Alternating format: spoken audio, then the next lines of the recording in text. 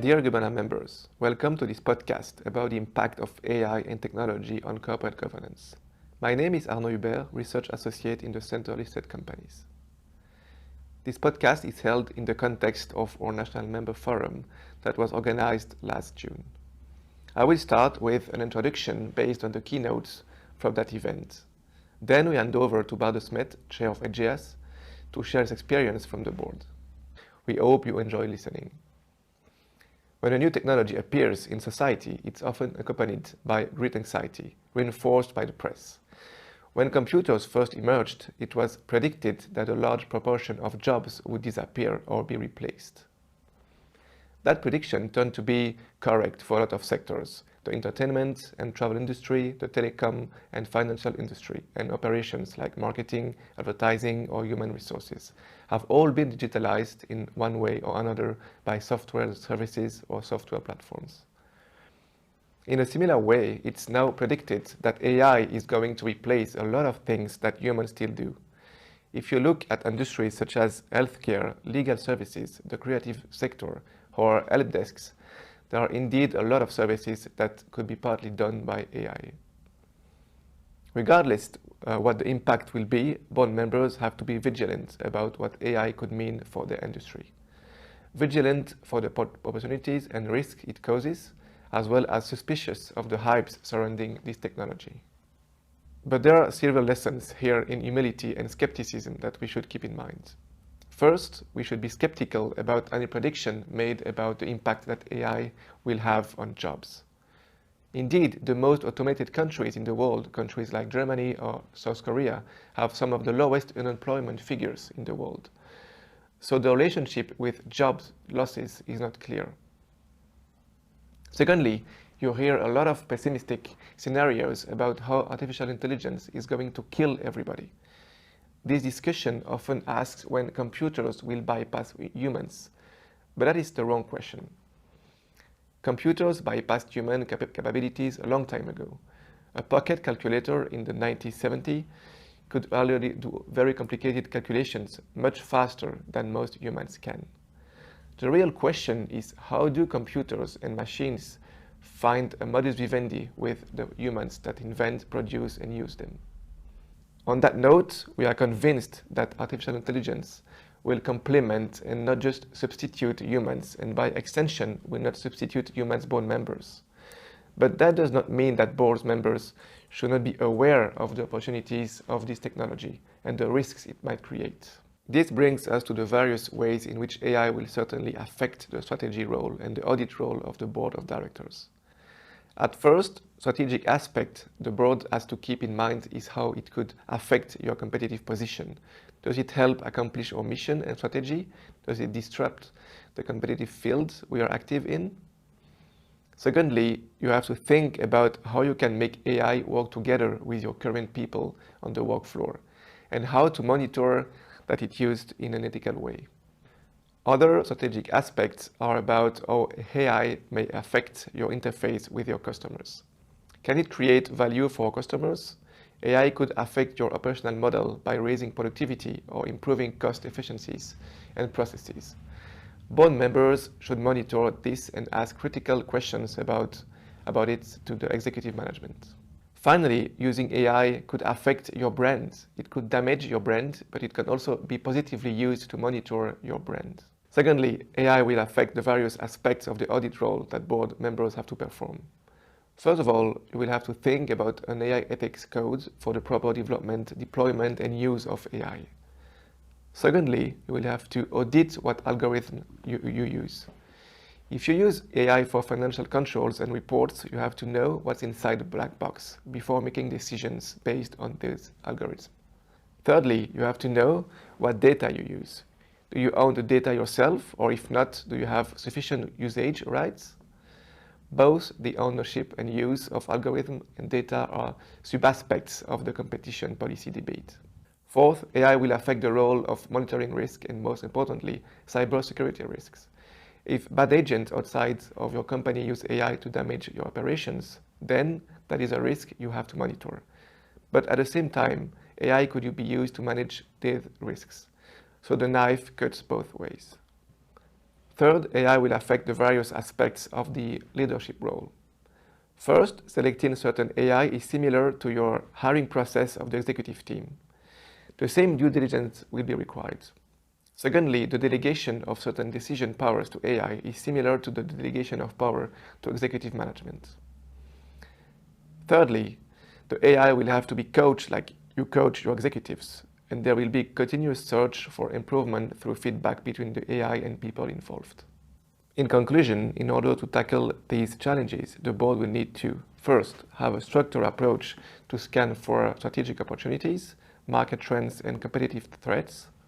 Secondly, put in place guardrails or tripwires that alert you when AI may be used in an irresponsible way. Thirdly, allocate the responsibilities to the appropriate committees and to the board itself. And finally, guard the ethical responsibilities your organization holds. After this overview, I would like to look at a practical case together with you. Therefore, we invited Bart De Smet, Chair of AGS and member of the board of Guberna. Welcome, Bart. Thanks for joining us today. Could you please introduce yourself a bit and give us a presentation of AGS Group? So as indicated, I'm at this moment chairman of AGS, where I've been the CEO after financial crisis until 2020, always been working in the insurance industry, and today board member of organizations in the profit and non-profit sector. Okay, thanks, very clear. At Guberna, we usually identify three roles of the board. The first one is the strategic role, monitoring role, and leadership role. Let's start first with the strategic role. AI is often perceived to have a big impact on several aspects. For example, the competitive position of the company, the way you will interact with your customers or your workforce, and also it might impact your business model, like enhanced productivity or reducing costs. How do you experience that at AGS, and how do you feel that? Well, I'd say we see AI more as what I would call augmented intelligence, in artificial intelligence, and we try to use it in two different situations. First of all is everything that has to do with process automation. How can we make life of our customers, employees, partners easier? And second one is mainly in the context of data analytics, where we say, okay, all these data we've got, an insurer is mainly a collector of data. How can we use these in order to help the business to go forward? Okay, thanks, very clear. The second role of the board is the monitoring role, is to control the company's activities. And AI is sometimes perceived as a black box, so requires some knowledge or expertise. What questions should the board ask towards management to ensure it keeps control on AI, and also how to prevent cybersecurity threats in the company? First of all, and you refer to it, the role of a board is triple. It's about strategy, it's about, let's say, control, and it's about leadership. In the context of strategy, I think we don't want to be involved as a board in the real details of what we are doing with AI, although it's always good to make it more understood and workable. To give a number of examples, to give some examples from where we use AI, for instance, in the claims process for cars, as well to detect fraud at underwriting, fraud at when a claim is, but also in for instance, to use it to determine whether it would be good to repair the car or to replace the car, all these things. It's also, of course, frequently used more in the area of chatbots, but very depending on the country and the culture in that country. I can come back on that. But so in the board level, it's more embedded in all the strategic discussions. When we go to a strategic cycle, okay, where are applications where we will use AI to improve what I said, service to customers, efficiency. And of course, we have a number of topical sessions about AI and more than the link to the risks, where we use, of course, the risk committee to prepare it, to engage with our security people and so on, to be sure that also the the other side of using more and more technology, being a vulnerability from a technical point of view, is sufficiently covered. So we are not a blind follower of everything that is happening, everything that is spread through the media. We try to be selective and go to those areas where we believe AI can help our strategy, our functioning to be better. Okay, concerning the third role of the board, which is called leadership role, some skills are needed at board and management to deal with the issue of AI. How do you perceive that on the board of AGS? Well, I'd say it's a question that is raised nowadays on a number of topics. Should you not have an AI specialist in your board? Should you not have an ESG specialist in your board? And we can continue. Doing business has become more and more complex. So we strongly believe in the, first of all, complementarity of roles in the board. So you try to have as much diversity also in terms of knowledge, competences, experience in your board. Take into account, in our case, as a financial institution, that all these members have to be declared fit and proper by in our case, the National Bank. So it means they also need all a kind of a minimum knowledge out of the financial industry, which is sometimes making the search for specific profiles more difficult. But so we try to, first of all, have a common understanding. What are we talking about? Is it ESG, AI? They are abbreviations, but they cover such a wide range. So it's about learning in the board, about educating, speaking the same language, being sure, which is more important, that the experts are in management, that you have all the profiles you need to exploit and control as much as possible. And then on the board level, to have regular outside-in views by experts that we ask to come and explain their experience, sometimes do a kind of an external audit on how we deal with, also in this case, AI, to give the board some feeling. Are we working in the right direction? Are we underusing the capacities? Are we taking risks that should be avoided, and so on? Okay, thanks. And now a few takeaways for our members. The first question I'd like to ask you is about, in your opinion, what would be the biggest AI opportunities for AGS, but also for listed companies in general? Well, first of all, I think you have to choose your battles. So one of the ones we use most, and again I come back on what I said earlier, it's also sometimes depending on local practices and culture. So we are a group active in 13 countries. We give a lot of priority to local autonomy. So we try to control where we have to.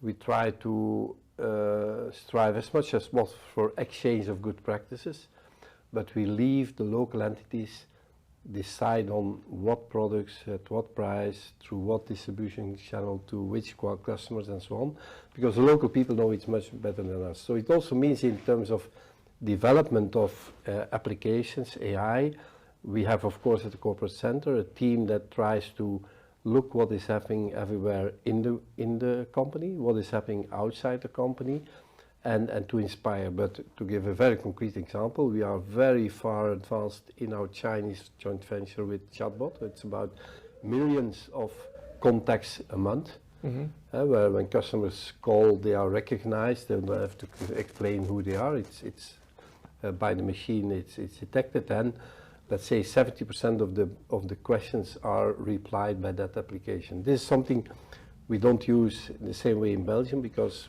Belgians don't like this at this moment, maybe one day. So that's one. And then we have the whole, let's say, area of robotization. Robotization more in the context of replacing repeatable processes by the machine, by software solutions, which also gives your employees more chance to create added value, because we, next to the machine use, we are a strong believer that there always will be a human add-on to make it not only to make it acceptable for customers, but also to be sure that we are not steered too much by bias by the systems. And then a very important use of AI that we have is that we already now for I think 7-8 years engage with a Belgian AI company, Transition, where we also invested capital for what we call our trend scanning. So we follow something like 150 trends that could impact us and our industry, and try to pick out those trends that will be quite impactful for us in a relatively short period, to be sure that our strategic plans taking them into account and that we miss a boat of what is expected to be an important trend for the future. Okay. Last point is, because also there I see there are believers that you could go to a situation where boards take decisions more not by the humans around the table but by AI. That's a step we are not that convinced of yet. We still believe in our strong fans of the human interactions, the dialogue, discussions. But okay, future will tell whether we are a bit conservative on that point or not. But for the moment, we still keep it very physical and very human related. Okay. And then on the other way around, what would be the biggest AI risk or threats? Like we have cybersecurity, we have ethics, we have transparency on the algorithms, for example. Which one do you perceive as the biggest threats? But overall, I would say for every group, of course, one of the big risks is the failure of technology, be it by cyber attacks or be it by let's say data leakage or non-respect of privacy, all these things. More specifically, I would say for the insurance industry, which is based on a kind of mutualization of risks, there could be a tendency that all insurers try to only pick out the best risks, and that you could enter into a period where the level of non-insurability strongly increases. We are, for instance, in Belgium, the leading insurer with a more than 23% market share. We cannot afford, and it's not our goal, our mission, and that's already also the link with your social responsibility. We are not a group that has the intention or to pick out only the best risks. We want to be a general insurer, accessible for as many people as possible. Of course, there is always a kind of selection. Somebody, for instance, who has a practice of 2 car accidents a year, it will be difficult to get an insurance with us, but also with others. But next to that, it's not only about the only best risk that we pick out. So that's a potential risk of AI in the insurance industry, that you get a too high level of rejection of insurable people, or that you create such wide variety in prices of insurance that you almost de facto exclude a number of people. Thanks, Mr. De Smet, for coming in today. It was a pleasure to have you for this interview, and thank you a lot for coming. It was a pleasure for me too. Thank you.